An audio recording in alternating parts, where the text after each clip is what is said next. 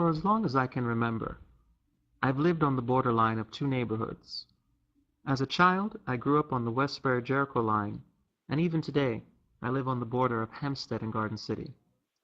These neighborhoods, appearing so close on the surface, yet underneath in reality, are two worlds apart.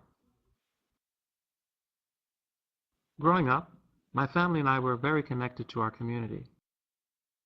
However, there were many things that we had to look outside of our community for, including education. I became more aware that these borderlines represented more than just geographical boundaries, but color and class. The grass and landscape on our side of the block looked the same as those across the street. Our houses looked the same. We even drove the same models of cars.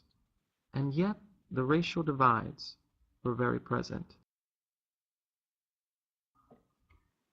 It bothered me that across the street was considered a better school district, where the people who looked like me were in the minority.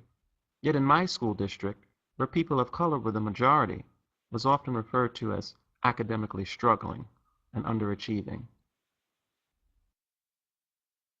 Throughout my childhood and teenage years, I attended private schools, and I can often recall hearing my parents remark, "If we lived in a better school district, we would have sent you and your brother to public schools." I remember one of my Caucasian neighbors who I was really close with. I even babysat her children. She felt torn after her and her husband decided to move to another community in Suffolk County. They didn't have a high enough income to pay taxes and send their children to private schools. Issues such as this and others that related to living on the border troubled me.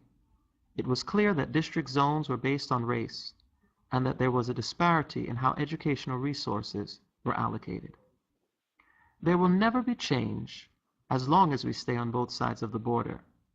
When I choose to have a family, it is my hope that my kids will be in a community where the schools are strong and reflect the true diversity of Long Island.